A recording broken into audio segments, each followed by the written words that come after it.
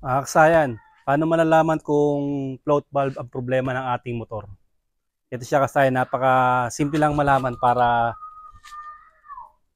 mahanap nyo kagad yung yung problema ng inyong motor. Kung float valve siya, ito siya ba? Ito yung pinakapalatandaan pag float valve ang sira ng ating motor. Unahin natin muna sa may tangke. Yan, i-off natin to, tapos saka natin tanggalin yung yung hose. Yan siya ba? Battle natin. Tapos i-on natin. Ayan siya kasaya na. Ayan. Meron. Ibig sabihin, merong gasolina. Tapos, punta tayo sa kabila. Dito sa kabila. Ito siya kasaya, no?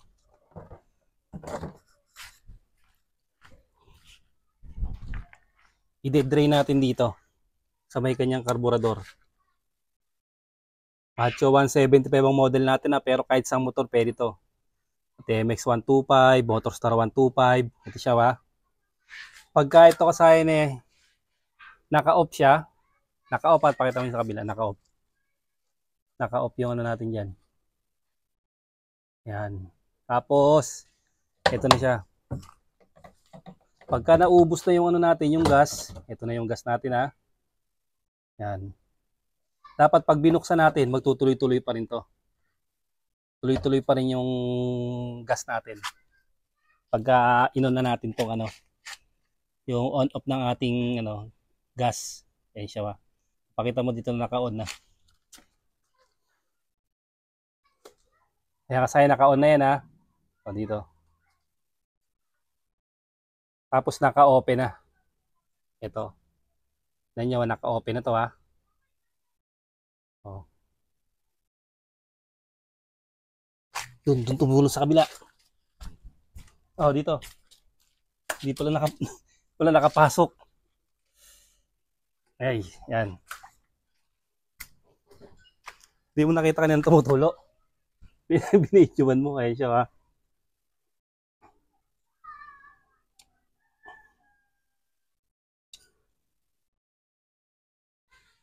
Wala nakapasok ang ating hose. Yan siya sa no. Wala siya, tingnan nyo. Papakita ko sa inyo para malaman nyo na float valve yung kanyang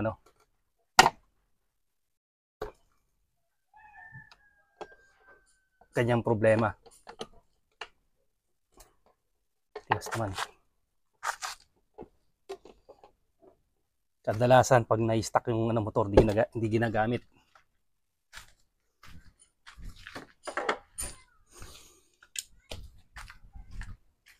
Yes. Ito siya ba? Ito, hindi na natin tatanggalin, luluwagan lang natin to.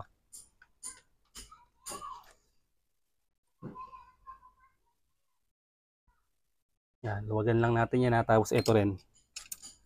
Ito, kailangan nating luwagan parehas.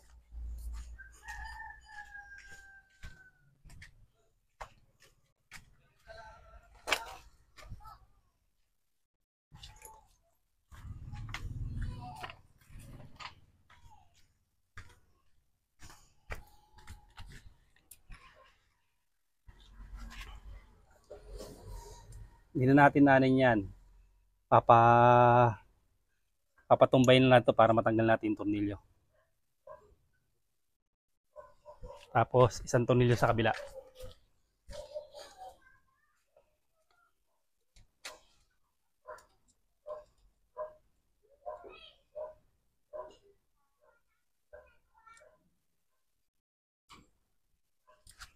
Ito.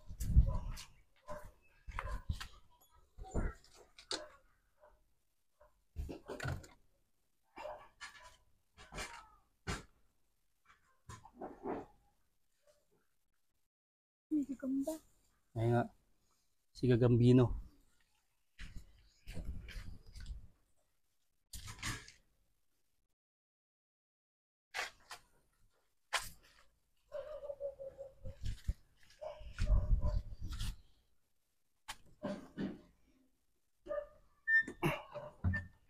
Siya ba?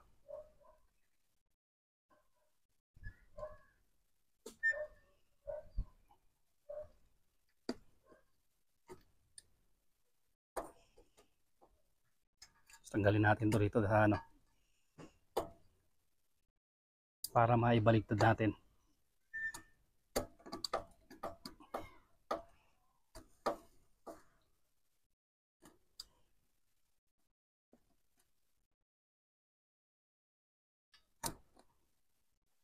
So, ganito lang ha. 3.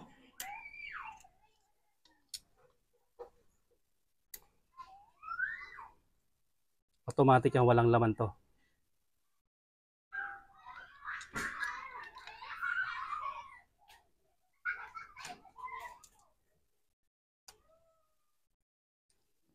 So, ganito yan. Pagka natatanggal tayo ito, nila papass forward mo yan. Para mabilis. Isa pa.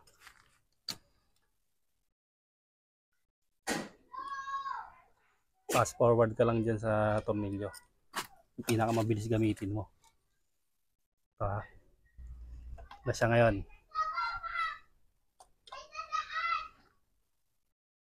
Ayan siya. Puro dumi. Ito. Grabing dumi. Ayan siya ha. Tapos ito yung float valve. Linisin lang natin yan. Yung float valve natin ha. Yan. Bubuksan natin ngayon yung gas. On natin dito ha.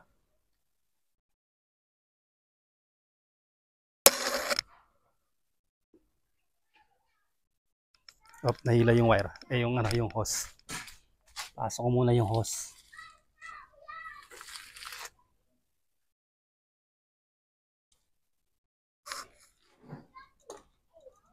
Ay.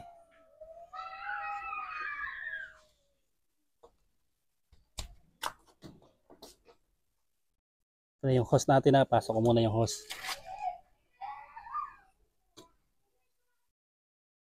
Maigsi pala yung hose nito.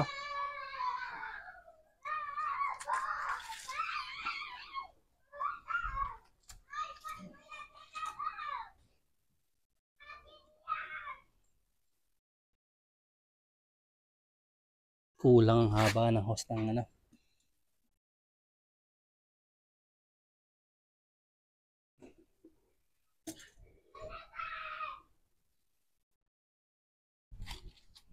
Kulang sa haba. Ito, buksan na natin ha.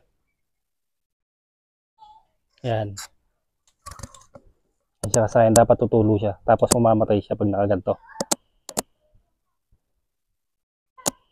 Tutulo siya, mamamatay siya pagka nakataas.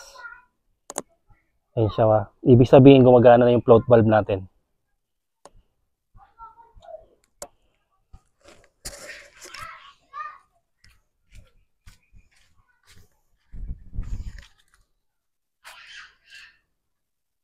Ang sakit niya dito sa may taas na to kasi hindi na bumababa yung ano.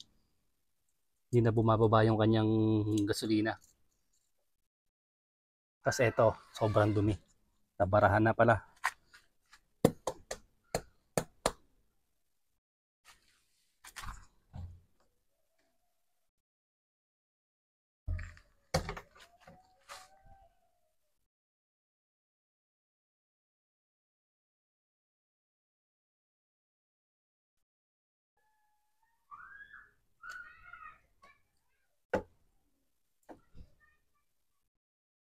Nalilisin lang namin yan mamaya. Ito siya kasaya na, tingnan nyo to ha. Ito yung float valve.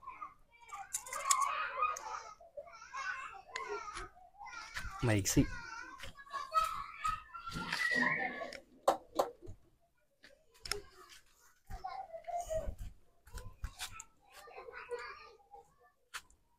Itong float valve na to, dumidikit to rito.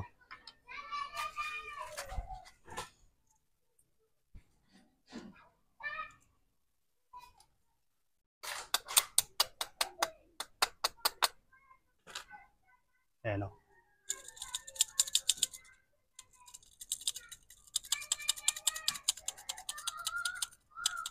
Tapos, yung dumi niya, ayan na, dapat aangat-angat yan dyan. Pagka yan binuksan nyo yung gas, at hindi siya tumapon, nakadikit pa siya.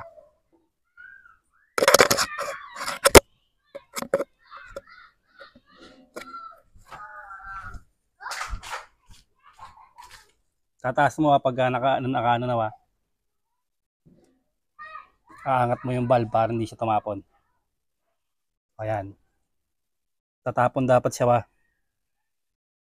Angat mo yung valve. Angat mo yung ano. Bitawan mo. Angat. Bitaw. Okay.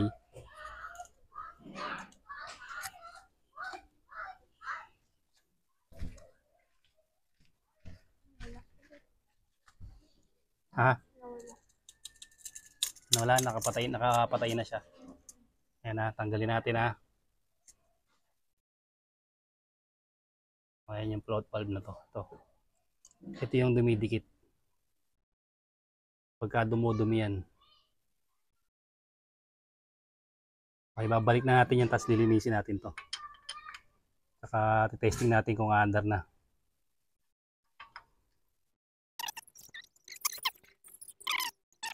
Ganyan lang siya paglalagay. Balik lang ulit tayo. Opya.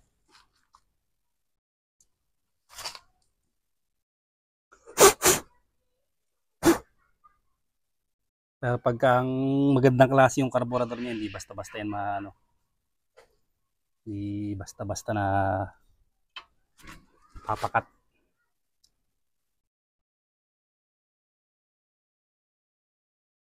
Ito yung palatandaan niya, no? Yung flat pataob lang siya.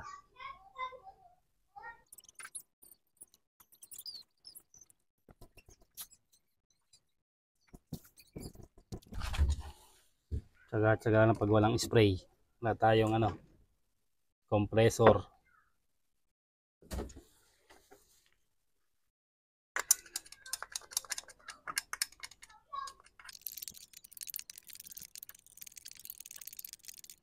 Okay. Unas. Ito na kasaya na, ibalik na natin.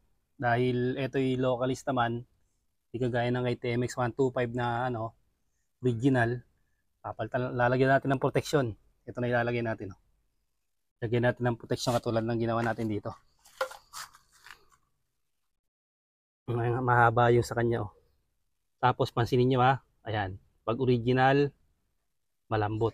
Kahit napakatagal na. Ito, pansinin nyo. Ayan. Hindi nyo siya mapipisil. Kailangan pukpukin nyo pa siya ng martilyo para tumupi. Ito. Pisil agad localist to, kaya ito na lang ilalagay natin. Ito, pagka ito nilagay natin at nalagyan ng gasolina, titigas din ito na katulad nito. Magiging parehas sila nito. Ito ang original kahit na ano man ang gasolina, siya. Ito safe na to, kaya ganito rin ang gagawin natin. Safe na safe din yung gagawin natin dito.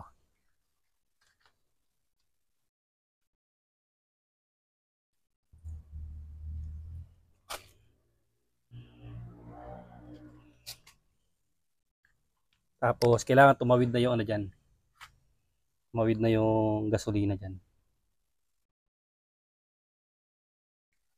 Bila.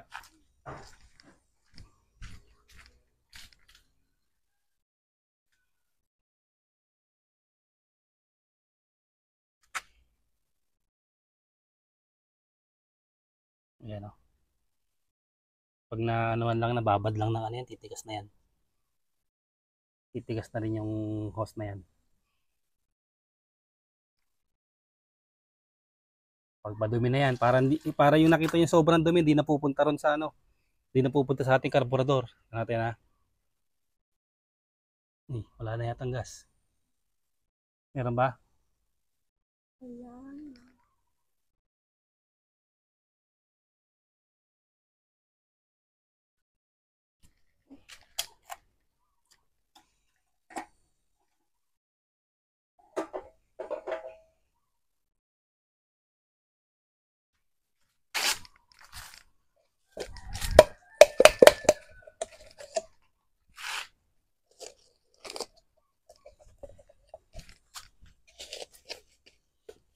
Tuwa mo dyan ako may bababa ng gas. Tignan mo kayong bababa na gas siya sa salinan ko.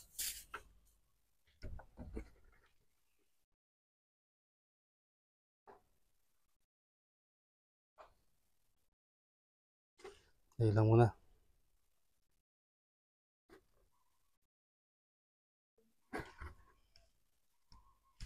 Ayan, ganyan pagka mga hindi nagagamit, pakita mo. Ganyan.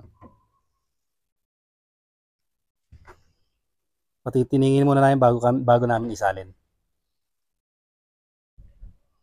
Kasi nasa lina na natin. Tapos, medyo may ano ng ano. Ayan. Ayan.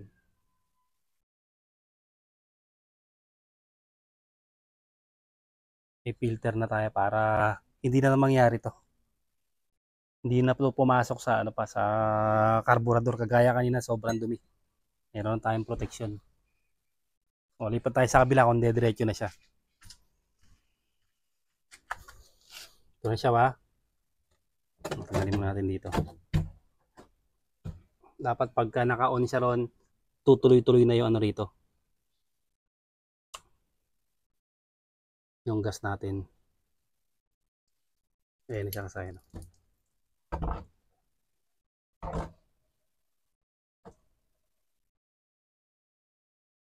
Ibig sabihin okay na. Gumagana na yung ano natin, float valve natin yan. Siya ba? Pagka ganyan, dumadaloy na yan, malakas ng kuryente, automatic under na yan.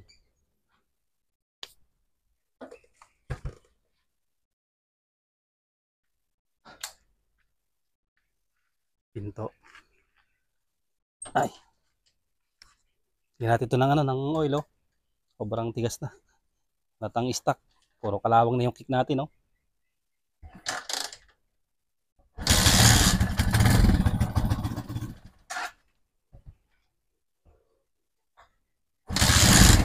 Yan siya kasayan. Taasan muna natin ng minor. Tatasan muna natin siya ng minor, isa. Kalahati pala, kalahati. Yan. Kalahati lang.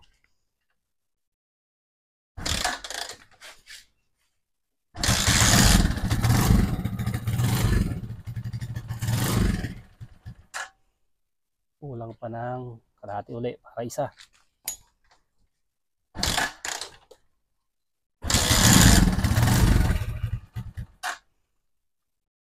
Kalahati, isa't kalahati.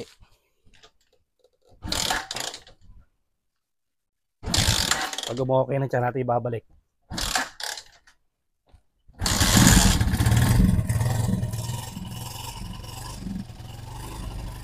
Dalawa.